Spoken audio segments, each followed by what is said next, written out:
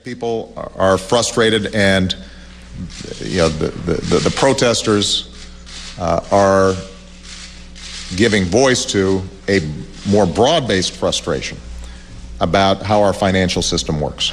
I have yet to hear a single reporter ask a single Occupy Wall Street person a single rational question about the economy that would lead them to say, for example, who's going to pay for the park you're occupying if there are no businesses making a profit? Here's a movement that's 7 weeks old, and it was mentioned 2 or 3 times tonight in the Republican debate. That's something they used to ignore, that sort of thing. So that's a victory for Occupy Wall Street. We raised a generation that are a little narcissistic. You know what I mean? Like no dodgeball, relativism and everything. Everybody gets the same grades. Nobody wins tug of wars. You got a bunch of kids who have taught to be precious out there, and I don't know that they know how to deal with real hardship if there's not an app to deal with real hardship. This weekend, a few troublemakers turned a peaceful protest against Wall Street greed into a violent burst of chaos. The troublemakers carried pepper spray and guns and were wearing badges. Their concerns, their hearts are all aligned very similarly. How can you not be moved by that? And while the percussion circle makes good fodder for fun, I have great respect for what they're trying to accomplish, or at least the frustration they are expressing. Popular news outlets, labeled by critics as the mainstream media, have been attempting to label, categorize, and define the Occupy movement since its conception this September. Supporters of the now worldwide demonstrations focus on right to protest, police brutality, and the underdog factor. Opponents comment on protesters' laziness or communist leaning. With so much confusion and disagreement about the aims of OWS, and even the definition of the movement itself, we decided to head south to the Occupy Boston protest to find out for ourselves. We traveled to Dewey Square Park in the heart of Boston's financial district with 2 questions in mind. Who are these people, and what do they want? We're going to start out with a song I wrote called Captain America.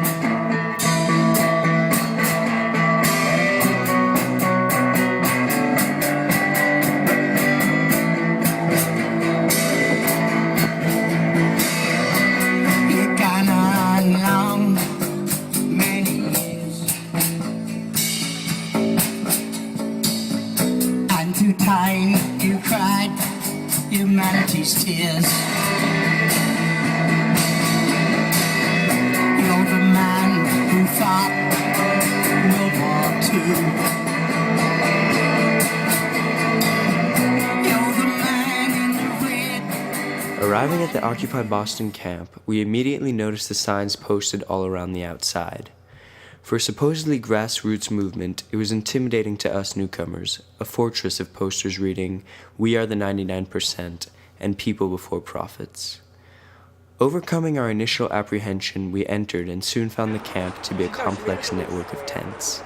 Most were residential, set up by individual protesters, but a significant number of them were by and for the community. There was an information tent for visitors, a media tent, a food tent giving free meals of rice and beans away to anyone who asked, and even a small library. Wandering around, it wasn't long before we were approached by various people handing out pamphlets. One pamphlet, called From Occupation to Revolution, outlined how the ultimate goal of OWS was to overthrow our current capitalist society. We heard that one of the authors, John Spritzler, was going to speak at an assembly that afternoon. We can build a revolutionary movement that is so large and inspiring that most soldiers and sailors will have a friend or a family member in the movement and support it.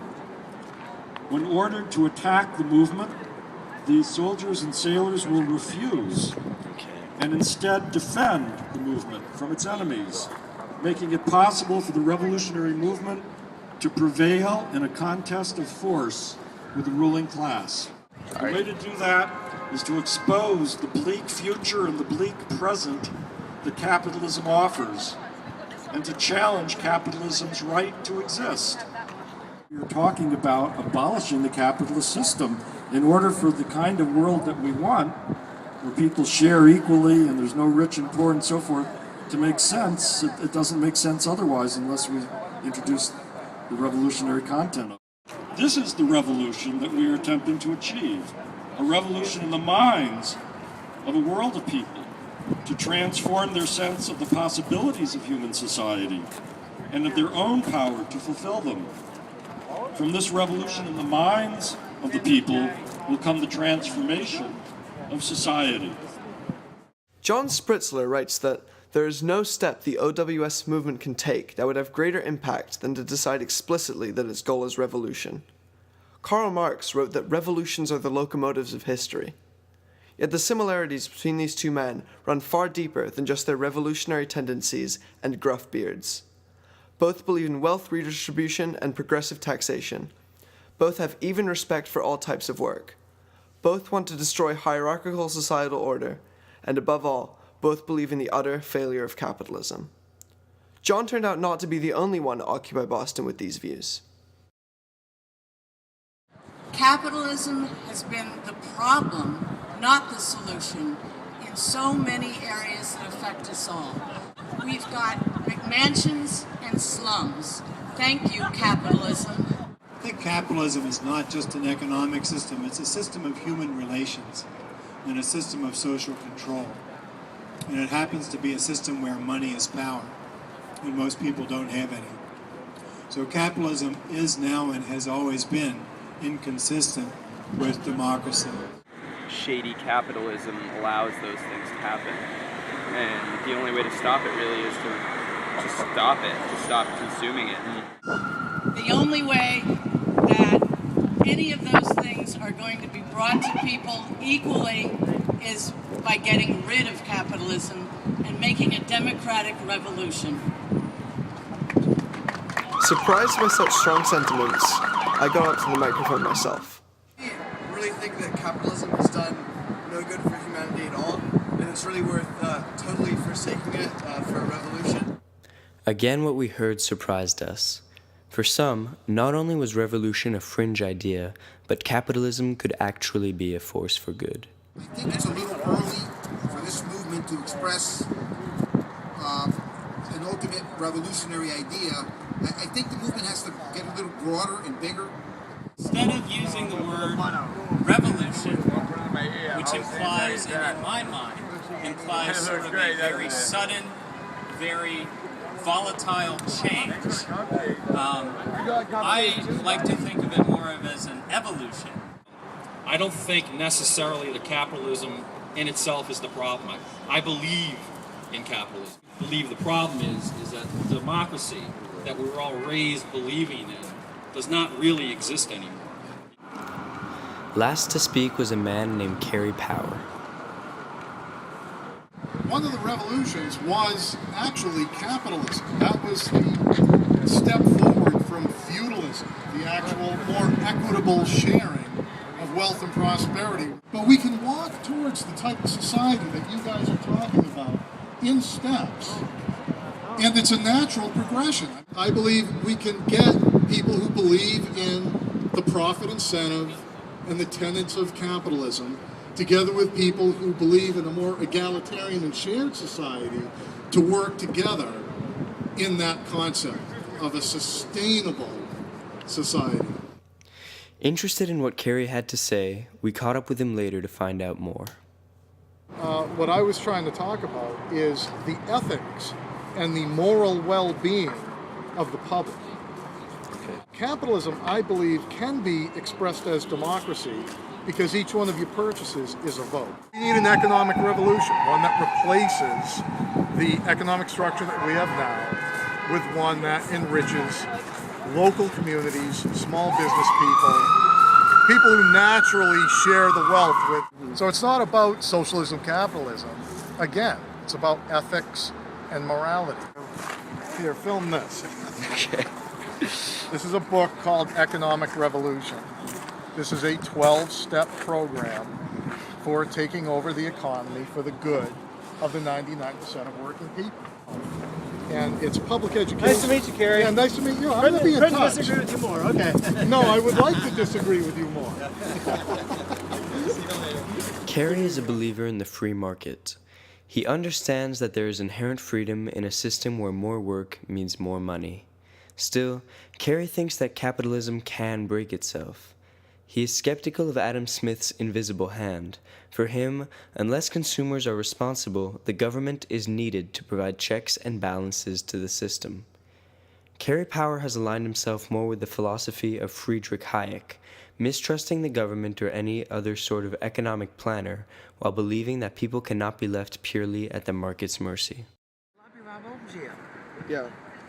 Having heard from John, Kerry, and all the people in between, we were still confused about what the movement believes in as a whole. Without a consistent economic philosophy, what is Occupy?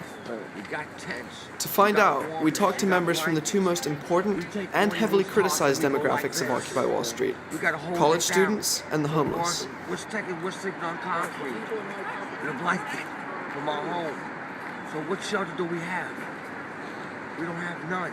So how do we stay warm? If we stay the winter, how are we going to stay warm? We're going to have to. But do you think just because these people have these comforts, do you think that makes their protests legitimate? A lot of people have homes here. Yeah. A lot of them have homes. They stay maybe a week or two and they go home. What about the homeless that don't have homes? Oh, it's not funny. I'm tired of being laughed at. Do you want a credit card? Tim, who originally joined Occupy when it began in New York, was very passionate about the movement.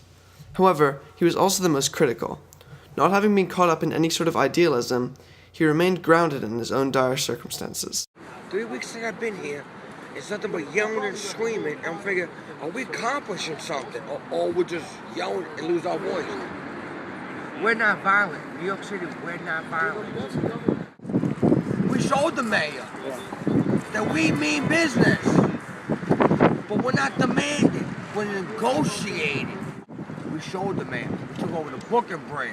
We took over the Manhattan Bridge. And we took Times Square. For 2.5 hours, we locked Times Square down like we owned it. Stop butting heads. Right. Stop screaming. You think these people care? You think these people care? You can start a march right now. These buildings are empty. Who are they hearing? There was 30 people here yesterday. This should have been the whole campus. And no one left the campus yesterday. So no one left. It's not funny as you think this is. I mean, it's not a joke. We had like a couple hundred people here. I was talking to people until like 9:30 or 10 o'clock last night. Families and high school class walked through. I mean, this isn't anywhere near over. This isn't anywhere near. As we watch the discussion unfold between Tim and Scott, a young, idealistic senior at UVM, we finally began to realize what Occupy is all about. Something that's that big and powerful like this is, it can't really be directly focused because it's about so many things. And we shouldn't limit ourselves to any thought process. We should be all-inclusive, continue these fabulous assemblies. But this spawned out of just knowing that the problem was so much bigger than they were even willing to acknowledge, and deciding that it was time to stand up for a call to solution. And anybody can say anything they want over the course of the General Assembly. Anybody in that audience can get a chance to put their 2 cents in. These problems are all very real. They're all serious problems, and we're all upset about them. But maybe there's not necessarily one particular dogma or one particular solution to all of these problems. But by creating an open forum whereby everyone is allowed to speak their mind, maybe we could come up with consensus about maybe specific solutions for all these different problems, and then go from there. That's what this is. It's the most open forum that you can possibly have.